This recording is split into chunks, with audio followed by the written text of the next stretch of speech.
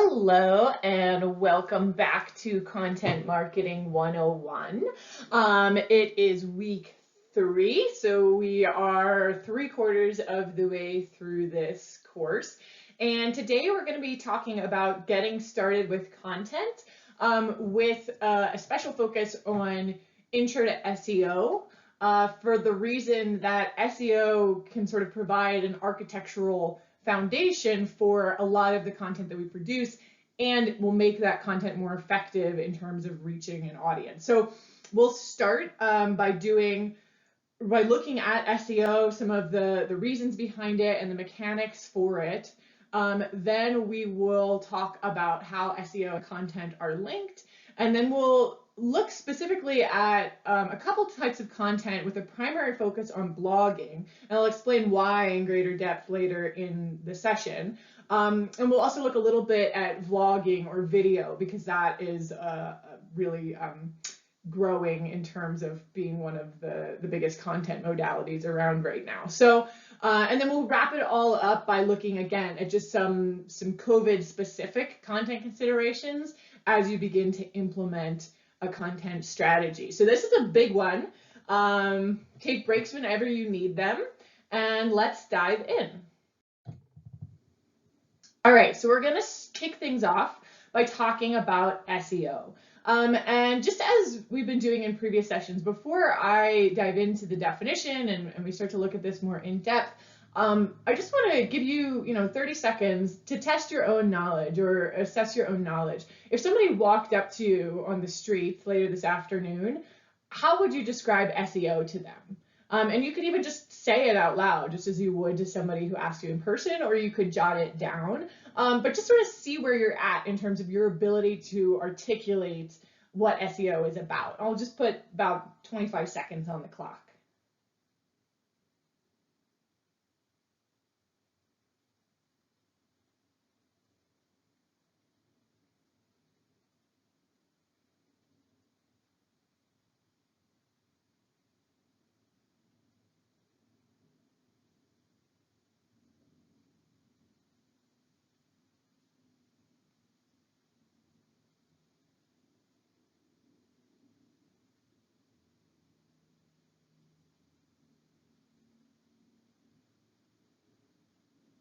Awesome. So if you have no idea or felt kind of shaky here, no problem. Hopefully the next several slides will help you feel more grounded in SEO.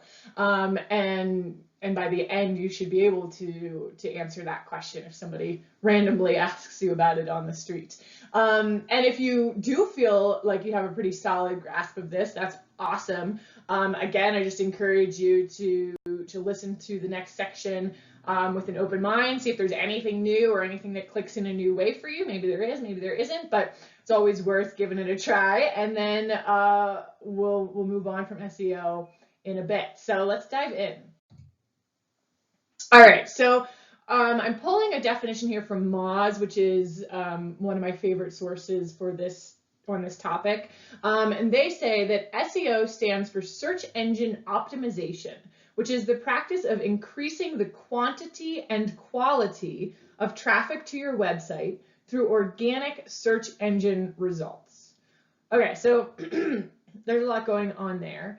To summarize, basically, SEO is about getting traffic to your site, and it occurs when your site appears when people search for specific terms in a search engine. So it could be Google, Bing, DuckDuckGo, what have you. But somebody goes to google.com, they type in, I'll just run with my dog groomer example from the other day. So let's say they type in dog groomer Edwards CO. If you've done some work when it comes to the SEO on your site, then there's a chance you're going to rank pretty well. Or, ranking meaning where your site shows up in the list of results. So you could be on page 1, you could be on page 10. And as we all probably know from spending time on Google, few people make it to page 10. Some people maybe make it to page 2. Most of the time, people are looking at those results on page 1. And so that's why we want to pay attention to SEO, because we want people to be able to find us, right? When they search for our product or service in our location, or using whatever keywords make sense for your kind of business, we want our site or our content to show up so that people find our brand and begin to build that relationship that we've talked about in previous sessions. And SEO is what allows that to happen. It's what helps us show up in search results so that people find our content and begin to engage with our brand.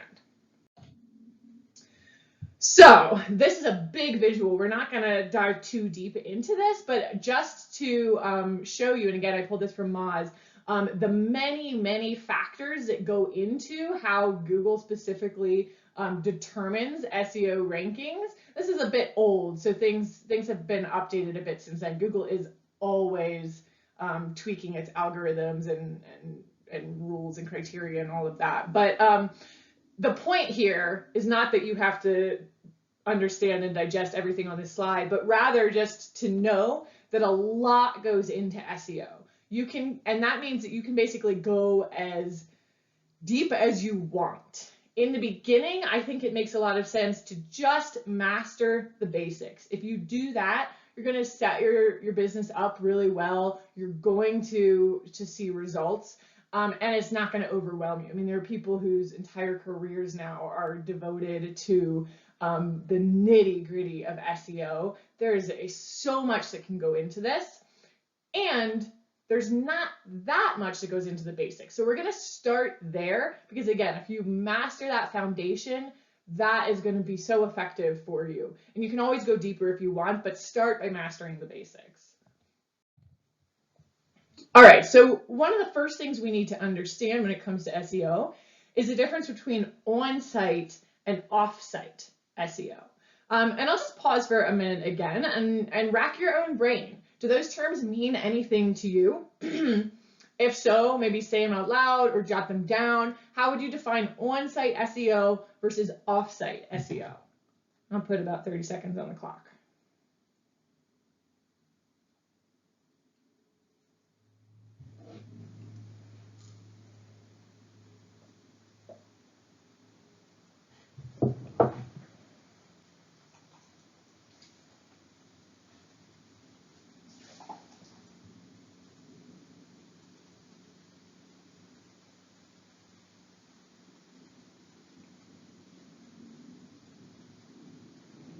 All right, cool. So again, if you feel like you've got no idea, no problem. We're going to go into this now.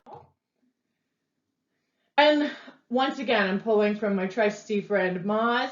They define on-site SEO, which can also be called on-page SEO. You'll learn that the SEO world is filled with all kinds of jargon, right? So on-site SEO is the practice of optimizing elements on a website in order to rank higher and earn more relevant traffic from search engines. On-site SEO refers to optimizing both the content and HTML source code of a page. Okay, so this is what we're going to be most concerned with today, because on-site SEO is the stuff that you have the most control over. It's things like, are you including keywords in your copy on your website or in your blog posts on your website? Are you creating effective title tags and meta descriptions and URLs and so on? And again, if all of that stuff sounds super confusing, we're going to go into it. But basically, just to know that on-site SEO has to do with the things on your website that you can control. So you can say, oh, I want to rank for X keyword. It makes sense to include that keyword here in this blog post or here in my about page copy. And so I'm going to manually add that to my copy in the hopes of improving my on-site SEO. Off-page SEO or off-site SEO, in contrast, refers to actions taken outside of your own website to impact your rankings within search engine results pages or SERPs. Optimizing for off-site ranking factors involves improving search engine and user perception of a site's popularity, relevance, trustworthiness, and authority. This is accomplished by other reputable places on the internet, pages, sites, people, etc., linking to or promoting your website and effectively vouching for the quality of your content. Okay, so that's fairly straightforward. Basically, it's the stuff that happens elsewhere on the internet that can influence your site's SEO. So for example, if you get a link from a really reputable source, such as, I don't know, let's say you're a nutritionist and Johns Hopkins Medicine links to your website, that is going to be weighted very heavily by Google as a sign that you're producing really high quality content, which is going to bump you up the ranks when it comes to SEO. So it's the stuff that's happening off of your website that you might have less control over, but that still gets factored into all of those many factors that influence where a site ranks when people search for specific terms. Okay, so all of this, you've heard me mention a few times this idea of keywords, and this is really the sort of heart of SEO 101, is using keywords to try to optimize your on-site SEO. So this is sort of a checklist for you to use when it comes to identifying keywords that are relevant to your audience. So let me back up a moment just to say that in case you're not familiar, keywords are basically phrases, occasionally single words, but usually it's a combination of words that people search for at a relatively high volume. So like more than one person is searching for these keywords, and then they're also relevant to your business or service. And by adding those keywords or phrases to your site, you increase the chances that Google will notice that you've got those keywords on your site. And when people search for those keywords or something similar to them, Google says, okay, these might be a match, right? This site might be a match for this person's search because I'm seeing this overlap in the phrases here. And of course, it's much more involved than that, but that's the basic idea. So keywords sort of form the foundation of our on-site SEO efforts. And so I wanted to give you this checklist for how to go about identifying keywords that are going to be effective for you. And I just want to say again, if this is feeling like a lot, I think it's all going to start to make more sense as we look more in depth at the examples of blogging and vlogging. So like we'll continue to build on this throughout this session. So just hang in there, hold on to your seat. I think this will continue to make sense as we go along. And as always, if you have questions, you can email me at laura@humankindcopy.com. But here's sort of like a really basic way to go about identifying keywords that might be worth including in your content. So you can start by just listing out topics that are relevant to your business. So again, if we go with the dog groomer example, it could be things like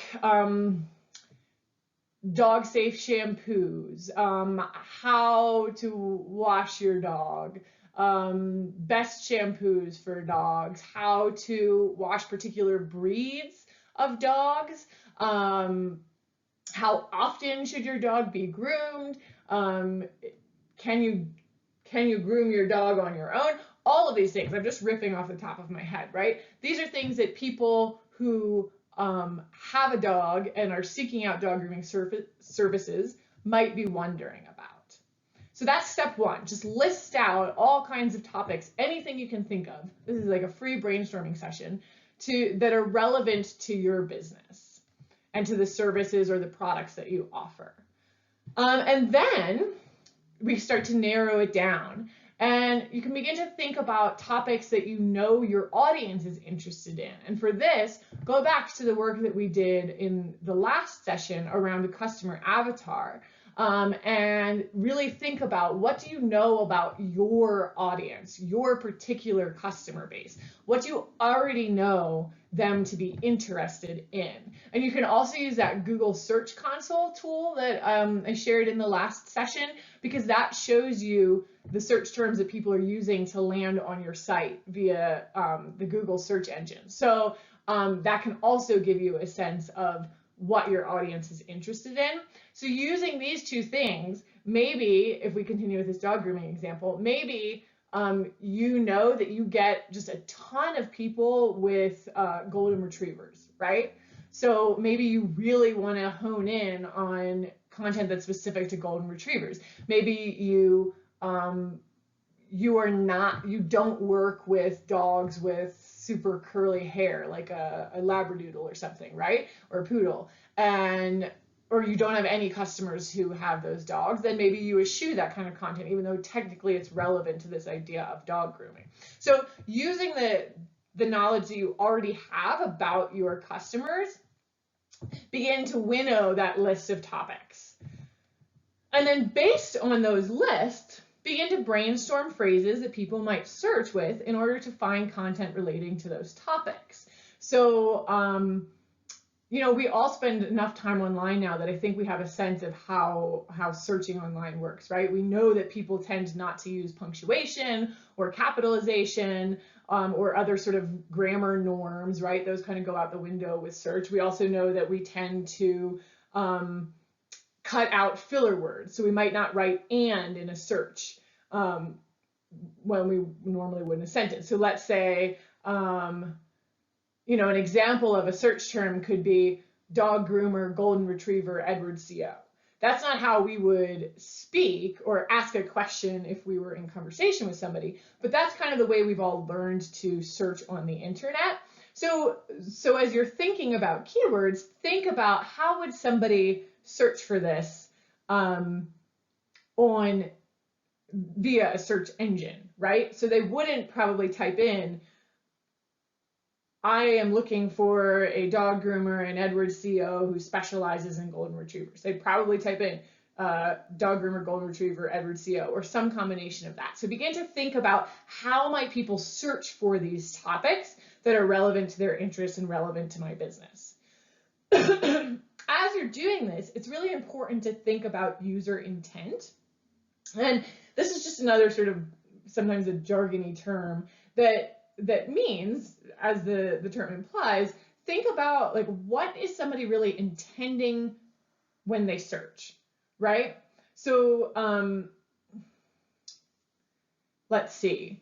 Somebody might type in like red shoes into a search engine. That's pretty vague. So we need to try to put ourselves in the shoes of the person searching and think, what are they really trying to accomplish when they type in red shoes, right? Are they looking for red shoes to purchase? Probably.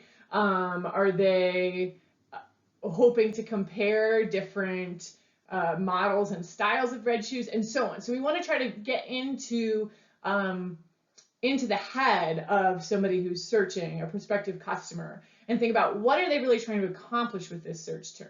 And it can be helpful too to think about the emotionality behind it, right? So if somebody's searching dog groomer, golden retriever, they're probably concerned about making sure that their dog's coat stays healthy, their dog feels good, they don't feel the stress of like not knowing how to care for their dog or feeling like a bad dog owner. So there's all of this emotionality that gets sort of packed into these seemingly emotionless search terms. So just as you're winnowing your list of phrases, see as much as possible if you can really put yourself into the shoes of somebody who might be searching for these phrases, and think about what do they need, both in terms of like practicality and in terms of their emotional state. All right, so you've got your list of possible keywords and phrases, and now you can go online and begin to play around with a variety of different tools. So if you use Google as your primary search engine, you've probably observed that as you start to type into that search bar on Google, suggestions pop up. And that can be an extremely helpful tool for you in terms of identifying what other keywords people might be looking for. So let's say you start to type in dog groomer, Edward CO, and then in that drop down, Google suggests, like luxury dog groomer Edward CO, or golden retriever dog groomer Edward CO, or what have you. Those those related search terms can also become terms that you maybe want to try to incorporate into your SEO, because they're things that people are searching for already. You can also use a variety of keyword research tools. There's Google AdWords, there's Google Correlate, SEMrush, WordStream. These are just a few. There are way more out there, but these are some that I know and have used myself and have found to be effective. And the tools from Google, if you how do I want to say this? The tools from Google, I think, are especially useful because really Google is sort of dominating in when it comes to SEO, and Google gets to make a lot of the decisions because of that. Like, Google's algorithms determine ranking, and so going right to the source and using their tools can be helpful because it sort of lets you know that you're compliant, so to speak, not in any kind of actual legal way. And then finally, it's helpful to target long tail keywords. So think about that as you're drafting this list. And all of the examples that I've shared fall into that category. So, pardon me, I needed to grab a drink of water. So long tail keywords it's basically a string of words that create a narrower search. Let's say somebody just typed in shoes into Google. That is so broad. And even if you're a shoe company, trying to rank for shoes is going to be probably almost impossible because it's just so competitive to rank for a single word, right? But could you rank for red shoes, Adidas, women's, size 7? Possibly you could. That's a long tail keyword, right? So it's much more specific. It's much more sort of individualized. And there's not going to be nearly as much competition for a search term like that as there's going to be for a search term like shoes, which is just so broad, right? So by targeting long tail keywords, we increase the chances that we'll actually be able to rank for keywords, especially as smaller businesses, which I'm assuming most of us are. And we increase the chances that we'll reach the right audience, right? Because somebody who's just Googling shoes probably doesn't have a lot of intention around what they're looking for and much of an intention to buy. Somebody who's Googling women's red shoe, I forget exactly how I phrased it, like red shoes, women's Adidas size 7, they are probably looking to buy those shoes, right? So there's actually research that finds that long tail keywords ranking for long tail keywords increases conversions, meaning your SEO is more likely to lead to sales of your products and services if you rank for long tail keywords. Okay, so that's a lot, and I condensed it all onto one slide, even though it's a lot, because I just wanted you to have this checklist right in front of you so that you can sit down and do this. And it sounds like a lot, but honestly, this is probably an hour of work, right? So it's just about making the time, sitting down with a pen and paper, and doing some brainstorming, and then refining that brainstorm using some of these tools that I've shared here. So it's one of those things where it seems daunting, but as you start to do it, I think it'll feel less so. Okay, so I just included this graphic here from Moz again, just to really highlight this idea of long tail keywords. So you can see here that they've sort of divided keywords into these categories of fat head, chunky middle, long tail, right? So over here on the left in the fat head section, these are like keywords that are really competitive, and yeah, if you became really high ranking for something like shoes, that would probably behoove your business, as long as your business actually sells shoes. But the chances of that happening are extremely slim, right? In contrast, over here on the right with the long tail section, there's way less search traffic for these terms, and yet that search traffic is much more likely to become a paying customer because they're looking for something specific if you're offering that specific thing, that could be a great match. They're more likely to investigate your brand, build a relationship, and so on and so forth. So just a visual for you to have some understanding of this idea of long tail keywords.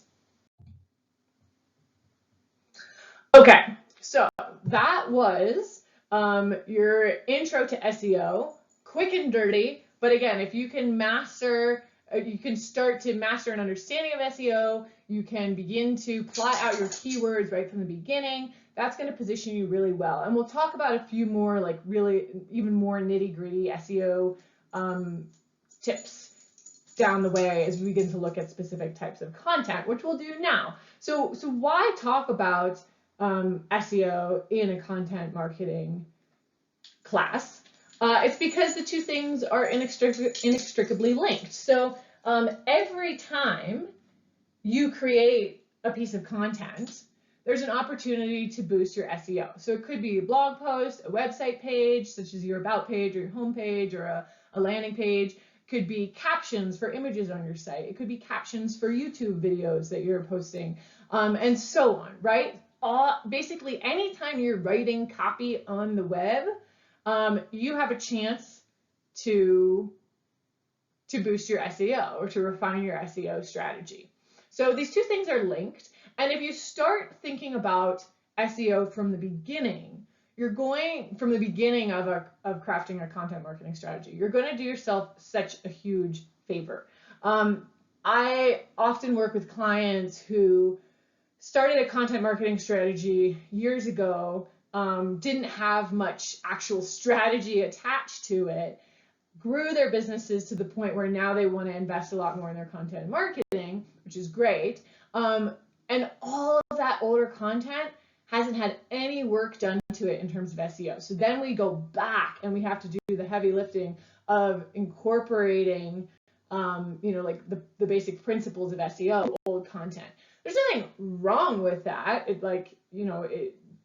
It makes sense, right? It's a reasonable thing to not spend time on when you're already overwhelmed by starting a business. And yet, if you can put in the time right out of the gate, you're going to do yourself a favor in a couple ways. One, you save yourself the labor down the line of having to go back and do all those SEO updates. Two, the whole time you're building your business, the SEO work that you put into your content is working for you and sort of undergirding and supporting your efforts. So it's worthwhile to think about SEO from the moment you begin planning a content marketing strategy. And that's why I put the two together in this lecture. So I want to sort of make all of this feel more tangible and more real by looking at a specific kind of content so we can begin to see how the principles of SEO get applied as we actually begin creating content. So, and we're going to focus primarily on blogging because it's a solid strategy for boosting on-site SEO. So again, it gives us a chance to increase our chances of ranking by fiddling with stuff on our own site. And it also increases the chances of better off-site SEO, because if you're regularly producing quality content and putting it out there for others to see, there's a higher likelihood that other sources are going to link to your content, right? So we'll look a lot at blogging and the anatomy of an effective blog post, how we integrate the principles of SEO into that. And then we'll also touch on vlogging or video, again, because that's just becoming such a popular medium in terms of content marketing. But know that these principles can be applied to various types of content. So even if you don't want to start a blog right now, that's a-okay. You can still apply these lessons in other ways, and you'll still get to sort of see SEO in action as we go through the next few slides. So my hope is that it's worthwhile for you regardless of whatever kind of content you're choosing to focus on. Before we get started, I'm going to grab a sip of water. I just want to premise everything I say about blogging, vlogging, and really any kind of content with this disclaimer that quality is key. And I know I've emphasized this throughout the other sessions as well, but it's worth continuing to hammer that home because it's absolutely critical, right? So there are several reasons for this. The like sort of pragmatic just fact of the matter is that there is more competition on the internet than there has ever been before. Everybody and their grandmother has a blog or a website presence or what have you. And so, you know, 10, 15 years ago, for sure 15, even 10, it would have been possible to sort of put out a mediocre blog and still do okay in terms of SEO, in terms of getting traffic to your site. These days, that's not so much the case.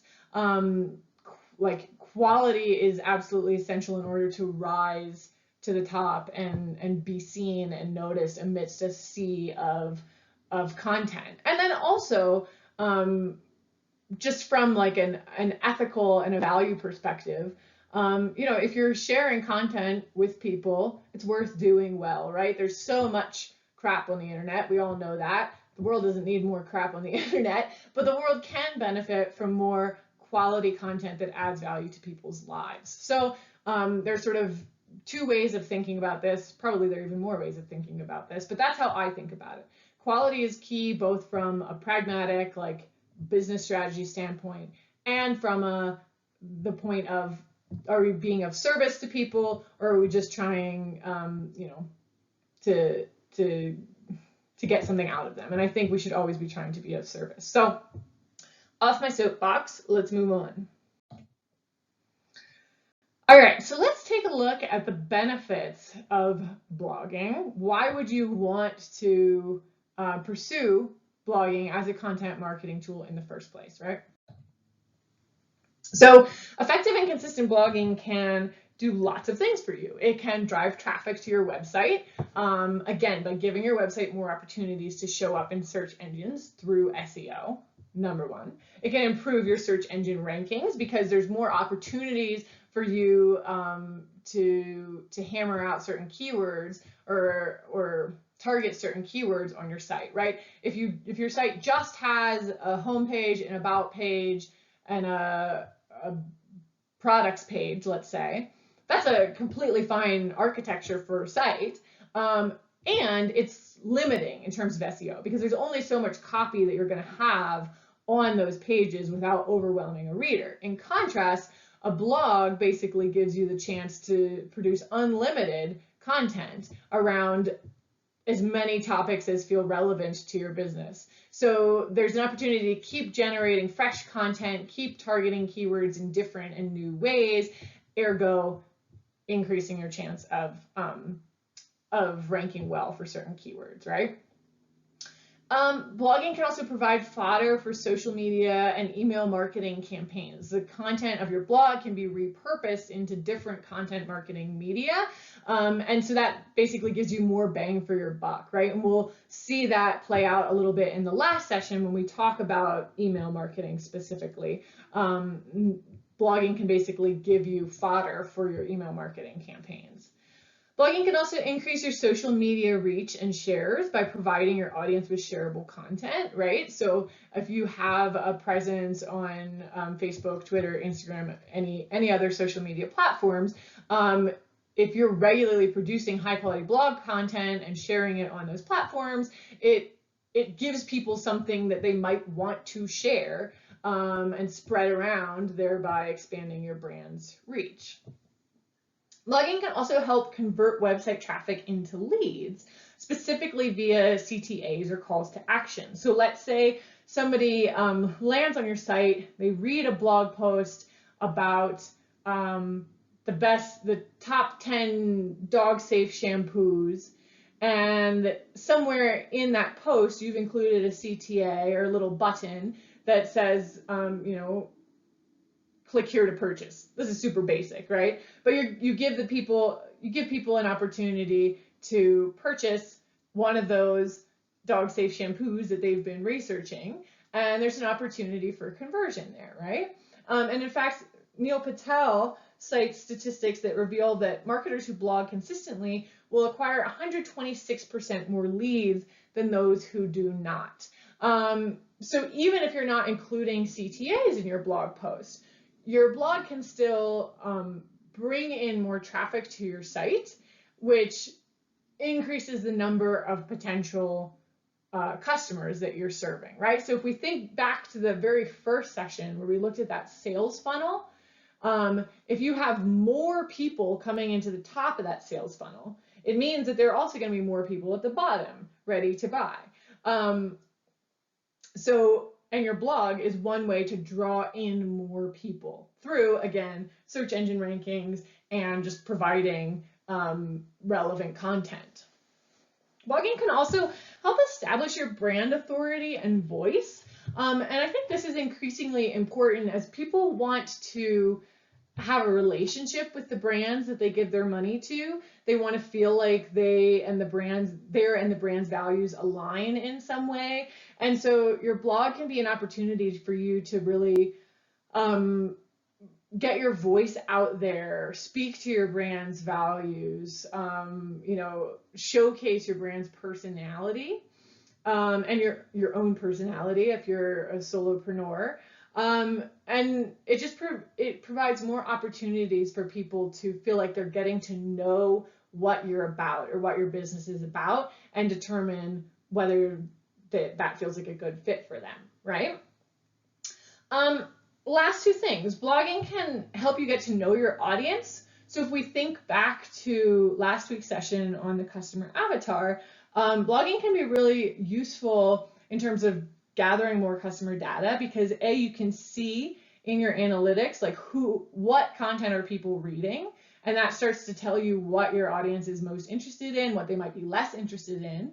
Also, if you have comments on your blog, people might provide feedback for you there. They'll tell you outright, this was really helpful to me, or maybe an absence of comments suggests that it wasn't super relevant to people, and so on and so forth. So it becomes another tool for gathering that ever valuable insight into your audience. And finally, it works while you're sleeping, right? So pretty much all of this stuff happens without you having to do anything other than the initial blog post and maybe some social media shares, right? Once that content is on your site, it basically goes to work for you by, potentially improving your search ranking, by sitting there so that whenever people search for something relevant to that blog post, they find their way to your site, and so on. So it's like one investment up front for lots and lots of payoffs after that. So how do we do blogging well in order to enjoy all of those benefits that we looked at on the previous slide? That's the question we'll be exploring in the next few slides. And it all starts, of course, with, again, the fact that good blogging is rooted in the commitment to provide real value to readers' lives. I'm just going to keep saying that, even if it's annoying, because it's so important, right? So that's where we begin. And I just, again, want to say that everything I say after that is rooted in the assumption that you are devoted to providing value and producing high quality content. So I compressed all of this onto one slide, even though it's a lot of text on one slide, because I wanted you to have basically just a little checklist that you can refer back to and see if you can check off each of these things for every blog post that you publish. You're going to be in pretty good shape in terms of SEO, and in terms of the chances of creating content that really resonates with people and draws people into your site. So what does it take? How do we create an effective blog post? We start with a compelling headline and title that's based on our keyword research that we conducted previously, right? And this is so important that I've devoted a few slides specifically to the headline. So we'll get more into that. But right now, here's just an overview of what an effective blog post looks like. Next is an engaging lead paragraph. Again, super critical. We'll talk about that again more in another slide. If you can nail a compelling headline and an engaging lead paragraph, you are off to the races. You're in a really good place so far, right? Next up is scannable, high quality content that's broken up by subheads, bullets, short paragraphs, like varied paragraph lengths, and so on. We want to make our content as digestible as possible. If somebody lands on your blog and it's just a massive wall of text, from one side of the screen to the other, no paragraph breaks, most people are not going to want to engage with that because it's intimidating, it's overwhelming. You don't even know if it's going to give you what you want because there aren't subheads or other indicators that like suggest what kind of content is included in that big wall of text. So we want to make it easy for people to read, and we want to make it easy for people to sort of quickly get a sense of what they're going to get out of the post just by looking at it and seeing some of those subheads and so on, right? A lot of people ask me at this point, how long should my blog posts be? The answer is, I believe that quality trumps quantity when it comes to words. So focus first and foremost on whether you're producing a quality blog post. And if you've done that in 700 words, there's not really any value to adding on 400 like poorly written slapdash words just to beef up the word count, right? That being said, most top Google results these days are between 2,000 and 2,400 words. So that can be a good range to shoot for, but again, it hinges on you having enough to say that 2,000 to 2,400 words all of that is densely packed with value. Say it like that. Next bit on our checklist is to include relevant images and other multimedia elements. So it's another way to break up the text to make the post visually inviting and friendly. This also creates another opportunity to incorporate SEO through alt text on your images. We'll talk about that a little bit more later. And I've also included in the resources section on the final slide some links to free to sites where you can get images for free that you can reuse in your blog posts. An effective blog post should include accessible language. So no need to break out the thesaurus. There we go. No need to break that out. Just speak in clear, accessible language, just the way you might if you were talking to a friend or to a customer on the phone, right? We're not trying to win any literary prizes here, which of course doesn't mean that the writing should be poor. The writing should be well done, but we want it to be accessible to as many people as possible. Data and numbers tend to resonate really well with audiences. They sort of ground subjects in tangible facts in a way that seems to appeal to a lot of people. So if you're writing about something where you can incorporate research that includes data, statistics, and so on, that can be a valuable thing to include in a blog post. And then in thinking about your on-site SEO, again, linking to your other posts and other content on your site is one way to begin building sort of your SEO architecture on your site. So let's say you're writing about, gosh, I guess I'm just going to keep rolling with this example. Let's say you're writing about dog safe shampoos and you happen to mention like this shampoo is especially great for labradoodles. You could link to a post on your site about labradoodles right there, assuming you have one, right?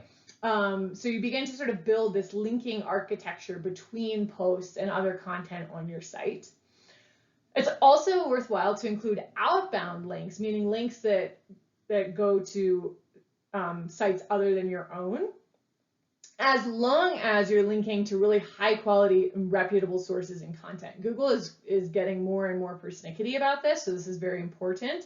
So if you're linking to a source, like let's say you're making a claim about like a health benefit of something, if you're linking to a source, it should be a really high quality, reputable source for medical information, like PubMed, like Johns Hopkins, like the CDC, and so on, right? You don't just want to be linking to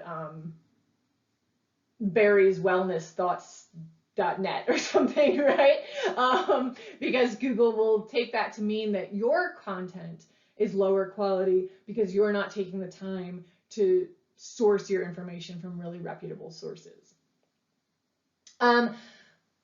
It can also be helpful to include pull-out quotes, tweetables, and other features that encourage and enhance shareability of your post, right? So you could have like a really powerful quote in larger font with a little button saying click to share on, and with options to share on various social platforms. That tends to perform really well in blog posts. And then finally, a clear and relevant call to action, or a CTA.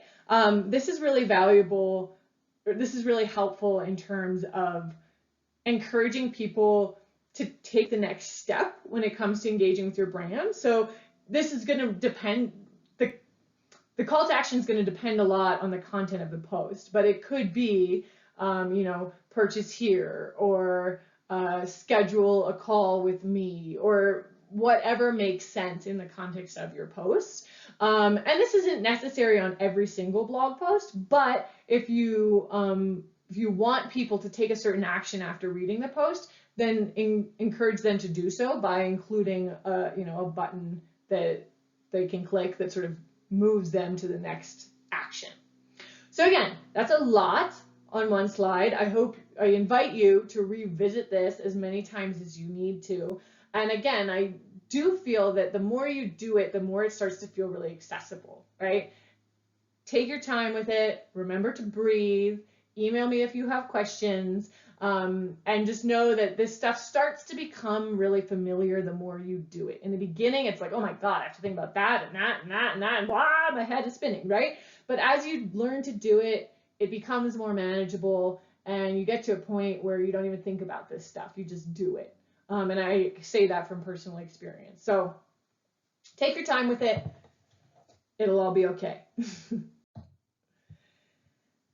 So in order to make that this idea a little more digestible, I also wanted to include some visuals of what the anatomy of a blog post might look like. I believe I pulled this one from Neil Patel. Looks like I forgot to put the credit on the slide. But this is just a way of visualizing those different components of a blog post and how they might be arranged on your site. Here's another example. I believe this one's from HubSpot. Just again, another way of visualizing how all of these elements of an effective blog post come together on your site. So for my visual folks out here, hopefully these two visuals help you. All right, so I said we would talk even more about blog titles because they're so critical, and so that's what we're going to do now. And just to drive this point home, HubSpot research has found that 60% of readers don't read past the headline.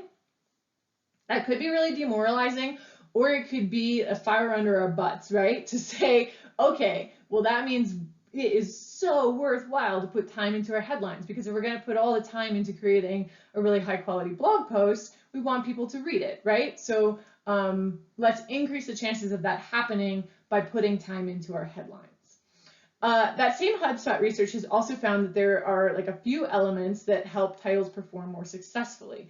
One of them is a length of around 60 characters. Another is that if you're meaning to share a title on Twitter, headlines between 8 and 12 words are shared most often. On Facebook, headlines between 12 and 14 words are liked most often. So these are like such nitty-gritty stats. And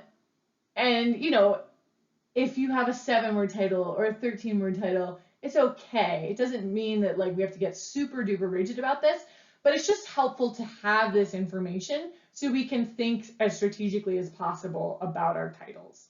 HubSpot has also found that brackets increase performance. So including something like new data in brackets at the end of a headline makes it more likely that folks will click through. Or a lot of brands will do like updates each year. So then in your bracket, you could have like 2020 update at the end of a title, and so on. So these are just some really like nitty-gritty tips around how to craft a successful title. And then beyond sort of the number of characters and the structure and so on, it's important that your headlines are specific, intriguing, accurate, and contain the promise of a desirable outcome. Equally important is that you then deliver on that outcome in the post. So a lot of folks for a while learned that good headlines performed well, and they'd write really catchy headlines, but then the body of the post wouldn't necessarily align with that headline.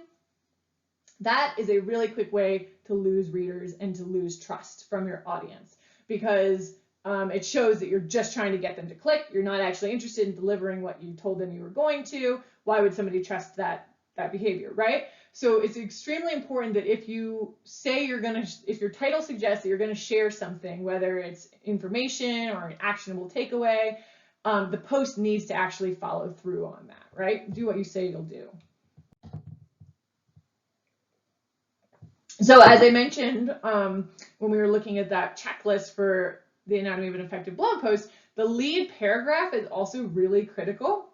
I pulled this data from Blog Marketing Academy, which found that including a story in the lead paragraph increased the number of people who read the whole page by almost 300%, and increases the average time on page by more than 500%. I mean, those are just crazy statistics. It's like it's amazing that a single paragraph can have this much impact on whether or not a post is effective, but data suggests that it does, right? So pay attention to that paragraph. Take the time to craft an engaging intro to your blog post.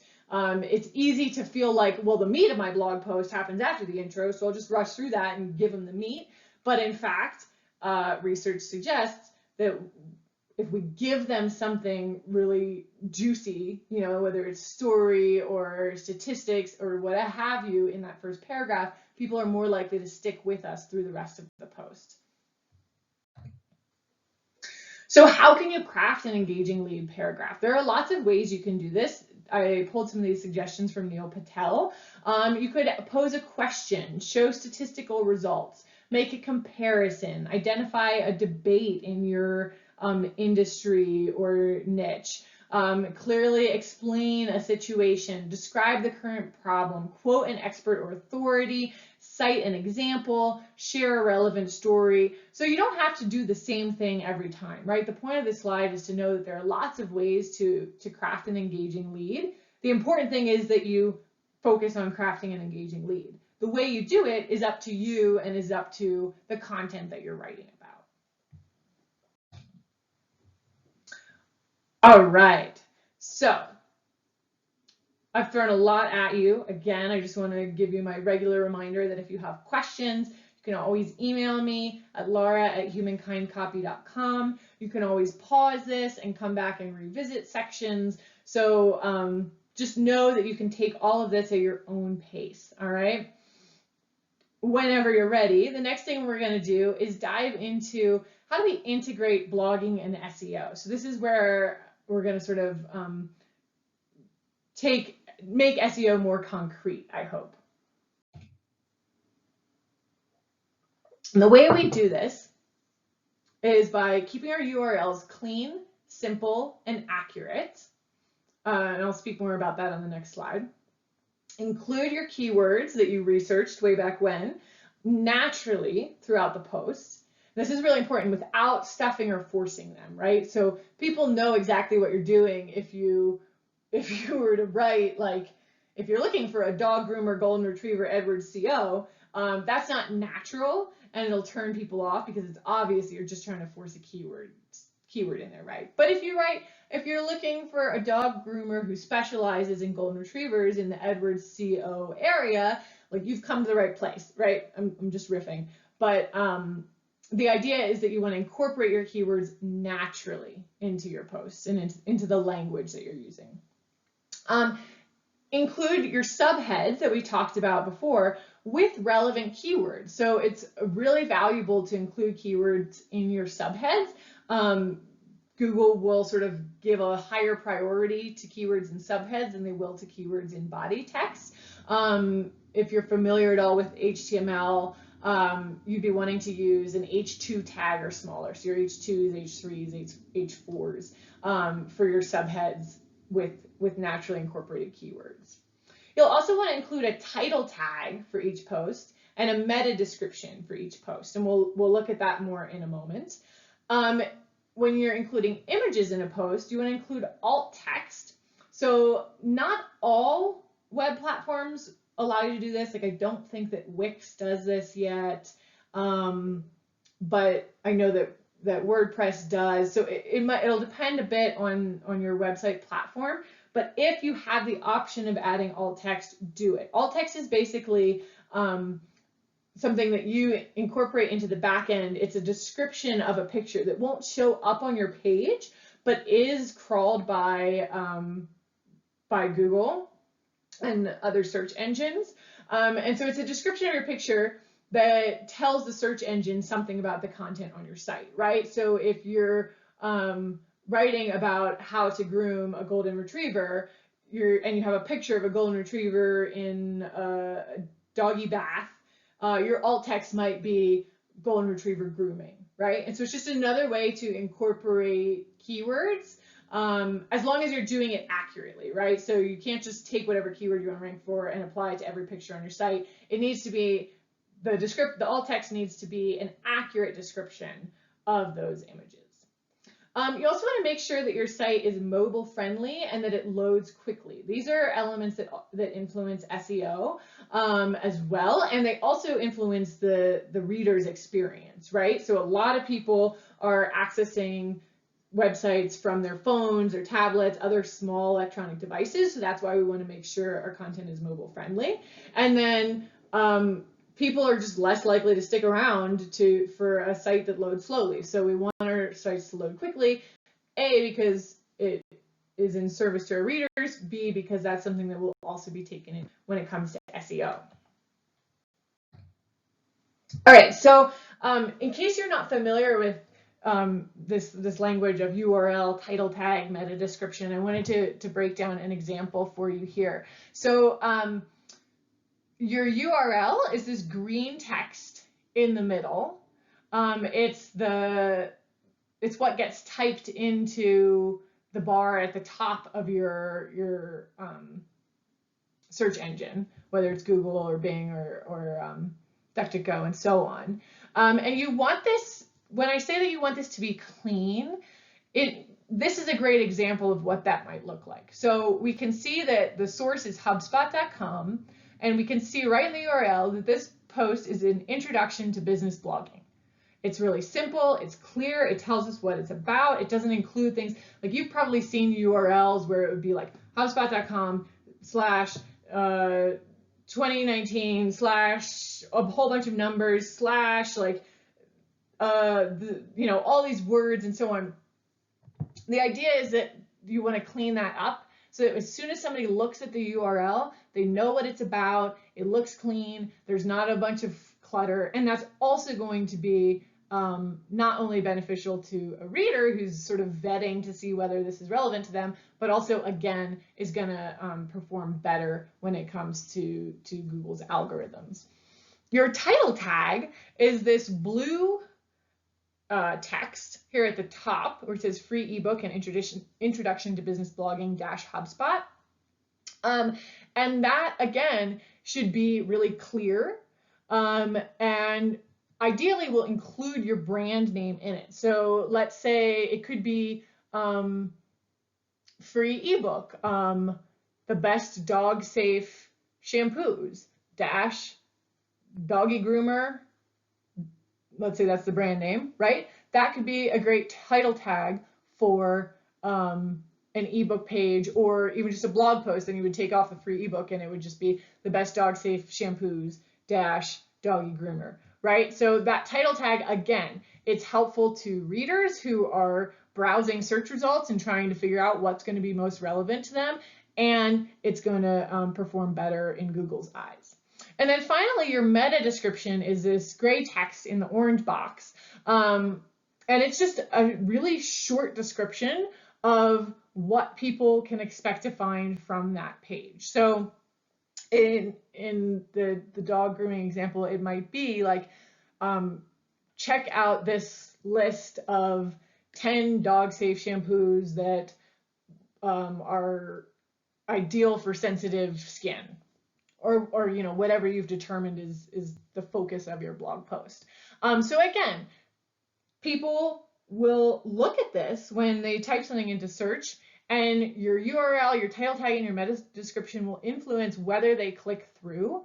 And Google will also look for this when it's determining you know, where your site deserves to rank in search results. So it's important to think about all these little pieces.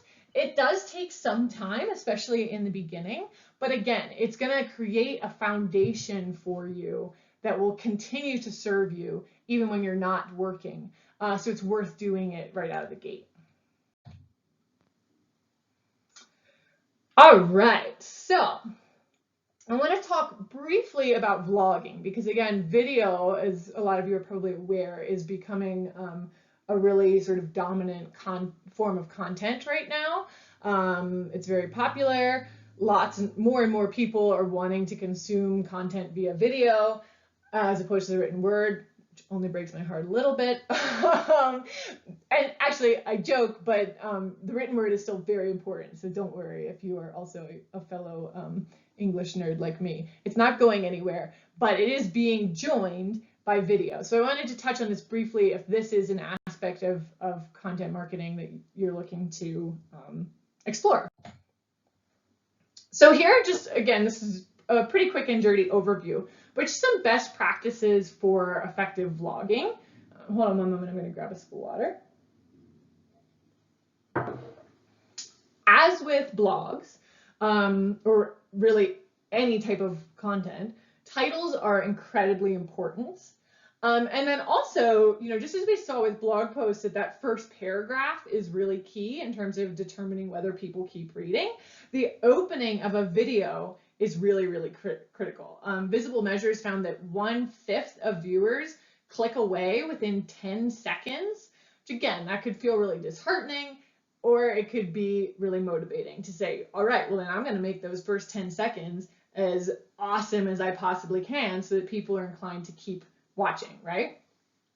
Then just some more sort of general tips. Keep your presence friendly, down to earth, and authentic. People are less interested in hyper-polished, hyper-formal, or professional videos these days. They want to feel more like they're talking to somebody who could be their friend, or listening to somebody who could be their friend. Quality lighting, camera work, and sound, that might feel obvious, but that's really key and helps set videos apart. It's a good idea to post regularly and consistently. You're more likely to gain a following with regular video posts. This is fairly anecdotal, but it's something I've noticed with all of my clients, is that including a funny face in the still of a video, like, you know, what you would see if somebody would see if they just searched for a video on YouTube, let's say, or if you embedded the video on your website, before they hit play, there's a still image, including like a person who's making a funny face in that still image. I have seen this be enormously successful. So anecdotal, but I've seen it work. Focus on being up to date and on trend. Video is a medium where people are like sort of expecting it to be very much in the now, or of the now rather. So just sort of keeping aware of what's going on in current events, what's going on in the world of video is really important to keep performing well with this medium. Stylistic elements like music and transitions are shown to improve engagement quite a bit.